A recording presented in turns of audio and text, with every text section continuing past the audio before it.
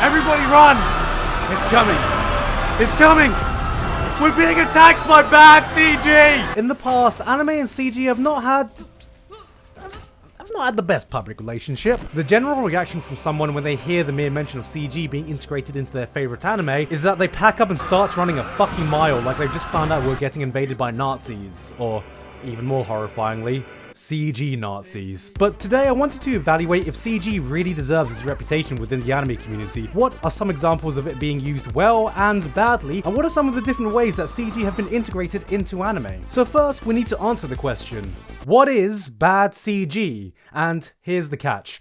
You aren't allowed to use any word that rhymes with Schmirk 2017. Well, if we look at the dictionary definition of bad CG, we can quite clearly see that, oh for fuck's sake! I'm sure we can all agree that it is CGI effects that is noticeable enough to take you out of your immersion and break your suspension of disbelief. An out of place object, some stupid looking expression, a lot of things can take you out of an experience, but that's the thing to keep in mind. Bad CG is bad CG because you notice bad CG. Bad CG. Sorry, I just wanted to say bad CG one more time. I think a good place to start is just seeing how the general use and look of CG has evolved over time. We normally associate CG with more modern age anime, but CG effects have been around for a lot longer than people think, and over time has gotten better at blending in objects. If you look at most modern anime carefully, you'd be hard pressed to find one that doesn't incorporate some sort of computer rendered object in it, and a lot of the time you don't notice because it's not something that significant. There's been a lot of debate over how CG has changed the general look of mechs over the years, and honestly I think it comes down to how bland and forgettable modern mechs feel. They all move the same, they all feel the same, with the same clunky video game style that never looks quite as natural as hand-drawn mechs. Nothing becomes as memorable even if you have a cool design. I mean fuck! Chamber from Suicide no Gargantia had the thighs of a seasoned Las Vegas pole dancer, and this was never appreciated enough. Damn boy, he's thick! Boy! That's a thick ass boy! Whether it be to speed up the production time or make up for a lack of talent who can animate mechs well, it feels like CG mechs are used as a compensation tool rather than a deliberate creative decision, because when done correctly, they look just as fantastic. The sequences of the unicorn transforming look fucking amazing, and the reason they do this is because they're done in CG. Trying to animate this level of complicated mechanical panel movement would be absurdly difficult by hand, and they managed to make it not look like an in-engine video game cutscene. However, one thing that the industry is still figuring out how to do correctly is with characters, and it doesn't matter if they are in the foreground or the background. There's an old Chinese proverb that goes, life is like a crosswalk, full of opportunity in every direction. Unless that crosswalk contains a CG anime crowd, in which case you're probably burning in hell. Yeah, CGI crowds are the one thing I think are destined to always look like complete shit. Nothing's more distracting than when there's something important going on, but your brain is unable to focus on anything but the same 5 PlayStation 2 motherfuckers hanging out in the background trying horrendously bad to blend in. Oi mate! Why does your face look like bad CG?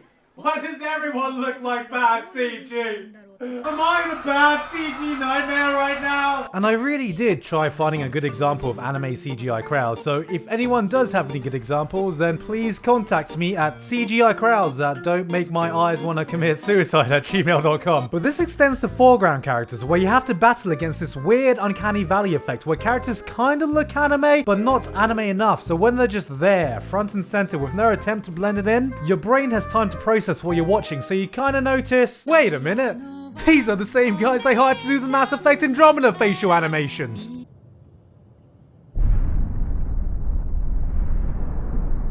Even when they look competent, when you are restricted to 3D models emulating a 2D art style, there is less freedom to work with when it comes to subtle expressions, nuanced character animation, and even the best examples we've had so far don't even come close to the best examples in 2D animation.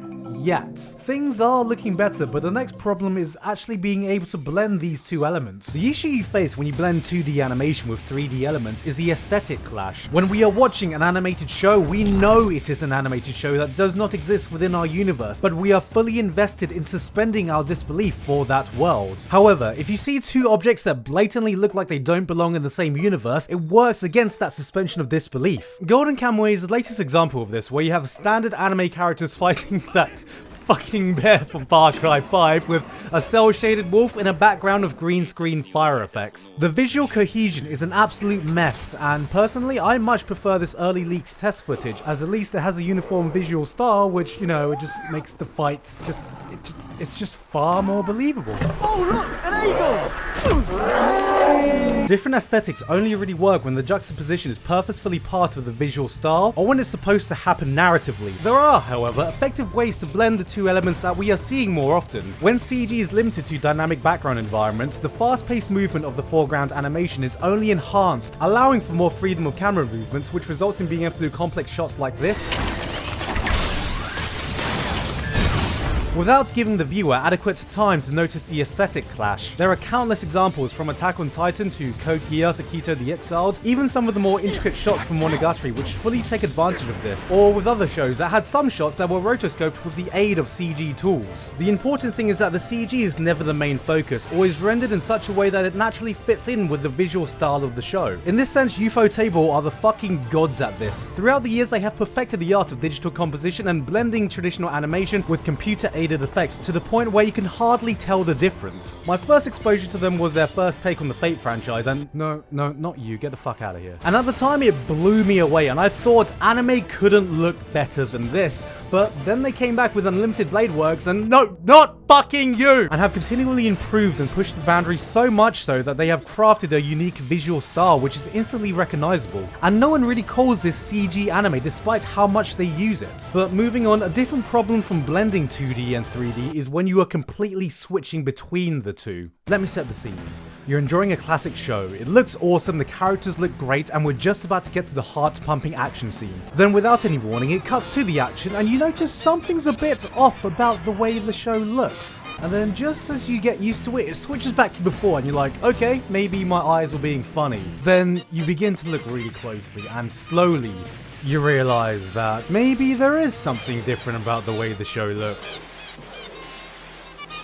Constantly switching from 2D to 3D to 2D again is a guaranteed method to make the viewer feel a sense of visual whiplash, and this to me is right up there with CG crowds for anime things that fucking keep me up at night. The most recent offenders I can think of are with Inuyashiki and the Berserk movie trilogy, and the thing is, the CG sometimes doesn't even look bad. I wouldn't even mind if some of these shows were fully 3D, it's just a no, shut the fuck up! It's just the constant switching between visual styles that break any kind of immersion you could be having. And I would prefer it so much if they just chose one style and committed to it. I mean, we've all heard of jazz hands, but have you tried the hottest trend?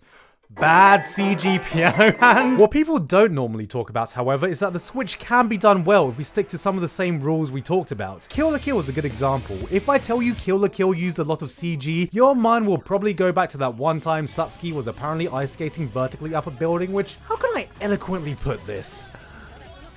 It looks shit. But what you probably don't know is just how many cuts were completely CG, like this shot, or this entire sequence, where they built an entirely new 3D model just to accentuate these few frames. And unless you are flicking through frame by frame and know exactly what to look for, you won't even notice, exactly because it was disguised so well as opposed to being lauded front and center. But that leads into the big daddy. Fully 3D anime. If there was a final boss for the anime industry, this would be it. And for most of the time so far, anime has handled it about as well as a Facebook surfing Candy Crush addicted grandma attempting a no-hits run on Dark Souls. The problem a lot of us had with early CG anime was that they seemingly came in with the approach of trying to emulate the 2D art style with a completely different tool. And it doesn't take a genius to tell you that if you aren't using your tools correctly, it probably won't go well. Movement felt restricted and robotic. Characters just weren't as expressive. The frame rate sometimes looked really dodgy as they purposely restricted it. Something even one guy who helped make silly internet videos figured out was a dumb fuck idea before an entire industry did. They didn't play to their strengths, but despite this, as time went on, things began improving. Acceptable shows started appearing. We slowly started to accept that maybe there could be a space for CG anime. And just as we thought things were starting to look up, Berserk 2016 came crash landing into the scene. Oh, fuck! But it's okay! Thanks to the collective effort of every half-decent CG anime to come out, we managed to stop this from ruining everything. Quick! Polygon Pictures, release something half-decent and maybe we can get out of this. Oh, you gotta be fucking kidding me! Kimono Friends, Nobunaga Concerto, Keido, these were fully 3D shows that managed to be enjoyable, but the problem is I feel these shows were enjoyable in spite of its CG, not because of it. Over the years, Polygon Pictures have tried their damned hardest to make a case for fully 3D anime and continually improves with every project they work on. But to me, it's the same problem. There's nothing that makes me think I would rather see these shows using CG over traditional animation if given an aesthetic choice. That is, until we got the one show we were waiting for. Land of the Lustrous. A show like this was a long time coming, but despite how many opinions it changed about CG anime, it didn't really do anything new that we haven't already discussed. What it did do was understand what the strengths were for CG as a tool and play to those strengths. The CG crystal effects and metallic textures gave the show a unique visual identity that wouldn't be as striking if it were in 2D, and the number of dynamic shots it was able to pull off in its action scenes, chase scenes, or just using long shots to build this claustrophobic tension is something that could only be achieved using CG. Hopefully by the end of this, you can get the idea that despite the reputation CG in anime has right now, CG can look good and has looked good for years. Even if you're not a fan of the aesthetic seen in Polygon Pictures' works or Land of the Lustrous, you've probably appreciated it even if you didn't know. But that's just it.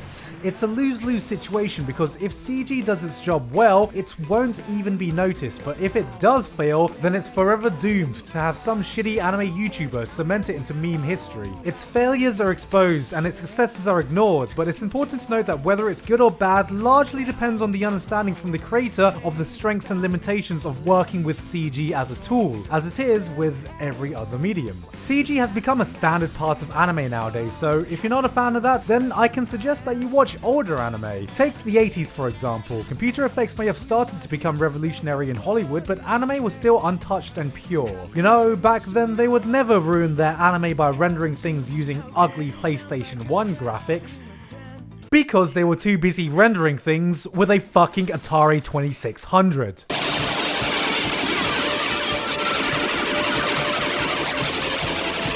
Oi bruv, why is your helicopter bad CG?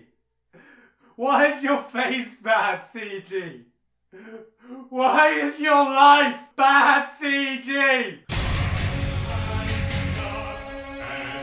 Hey guys, hope you enjoyed the video. Thank you very much this month to Sun Fun Down, Mayteam Lebanon, Big Black Hawk 60, Sisters 10086, Elifal, Robert Harnborg, and everyone else on my Patreon for helping to support me for this month and making this video possible. As you can see, I've changed my location back again. I am back in America, and I will be attending AX in LA in just a few weeks. I have a very busy schedule, so if you're going to be attending AX as well, keep an eye out for that, as I'll be posting that soon. Anyway, that's it from me today. Not too many updates, but until then, I've been Gigguk, and I will see you all next time.